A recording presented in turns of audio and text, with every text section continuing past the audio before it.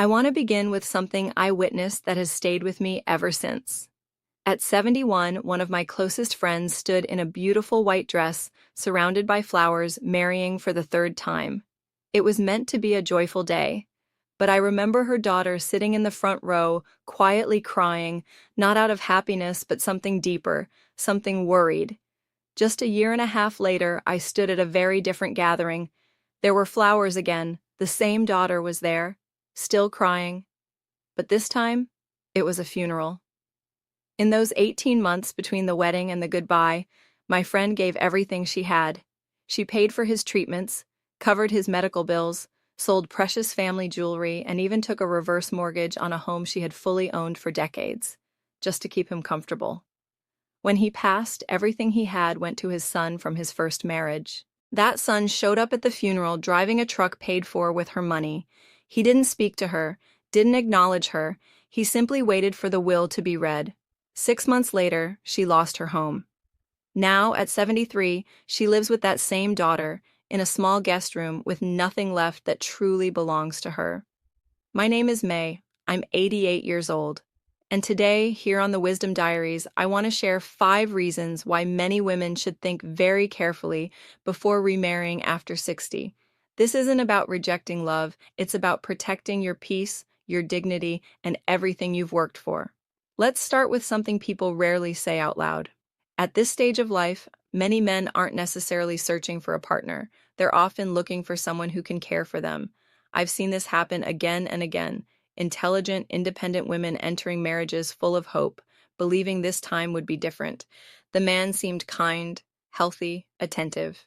But over time, things changed. Those women became caregivers, managing medications, driving to appointments, staying up through the night, researching treatments, carrying responsibilities they never expected. And something else always followed. The man's children, fully grown adults, gradually stepped back. Once a new wife entered the picture, the responsibility quietly shifted to her. The care, the stress, the exhaustion, all of it. One woman I knew didn't sleep properly for nearly 2 years. She was up every few hours helping her husband. By the end, she looked decades older than her age. She had wanted companionship. What she got was a full-time responsibility without rest. And when he passed, the same children who had stepped away returned, focused only on the inheritance. The second reason is about money and fairness that often isn't fair. When 2 people marry later in life, they bring different financial histories, homes, savings, pensions. On paper, it may seem equal. In reality, it often isn't. A woman might contribute everything she has, only to find that her partner's loyalty still lies primarily with his children. I once knew a woman who bought her husband a modest birthday gift, nothing extravagant. Yet his daughter confronted her, accusing her of being wasteful. Meanwhile, that same man was financially supporting his son in much larger ways, and it was seen as completely normal. When she questioned it, the answer was simple. That's my son. So, her resources became shared, but his remained tied to his family. And slowly, she began to feel like an outsider in her own marriage, watched, judged, and never fully accepted. The third reason may be surprising, but it's very real. Your social world can change. After remarrying, many women find that their friendships shift, especially friendships built after widowhood or independence. Those bonds, strong and supportive, can weaken. Some friends may feel distance, others may simply move on. You go from being part of a group of independent women to being seen as part of a couple again. At the same time, stepping into your partner's social circle doesn't always feel natural either. You may be welcomed politely, but not deeply included. I've watched women lose long-standing friendships within just a couple of years after remarriage. And when those marriages later ended, rebuilding those connections wasn't always easy. The fourth reason is about daily life, the small things that add up. By the time someone reaches their 70s or beyond, habits are deeply set. Change is difficult. If someone hasn't learned to share responsibilities or adapt by then, it's unlikely they will suddenly start. And what does that mean? It often means one person, usually the woman, takes on the majority of daily tasks: cooking, cleaning, adjusting, accommodating.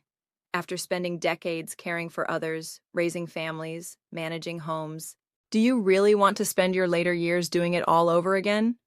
There's something incredibly valuable about independence, living in a space that stays the way you leave it, eating what you like, sleeping when you want, enjoying your time without compromise. That isn't loneliness.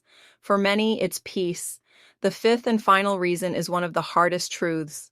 Statistics show that women often outlive men, which means, in many cases, women may once again find themselves alone, but this time after having spent their energy, time, and resources caring for someone else.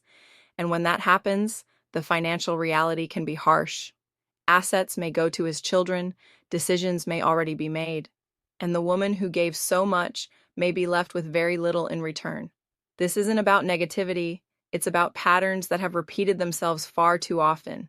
By the time you reach 60, 70, or beyond, you've already lived through so much. You've worked hard, you've loved deeply, you've experienced loss, growth, and resilience. You've earned something incredibly valuable, the right to live life on your own terms. So before making a decision as serious as remarriage, it's worth asking, will this add peace to my life or take it away? Companionship is important, connection matters, but marriage is also a legal and financial partnership, and it's not always balanced. There are many ways to share life with someone without giving up your independence. You can spend time together, travel, build memories, while still protecting what you've built. I want to be clear, some marriages later in life do bring happiness, support, and genuine partnership. But it's important to understand the risks, because the cost of getting it wrong can be very high. As for me, I've spent over 2 decades living independently after losing my husband. And I can honestly say, I found a kind of freedom and contentment I never expected. My time is my own. My space is my own. My decisions are mine. And that, to me, is not something to take lightly. If this message helped you reflect, consider sharing it with someone who might need to hear it. And if you appreciate honest conversations like this, stay connected with the Wisdom Diaries, where real experiences are shared with clarity, not sugarcoating.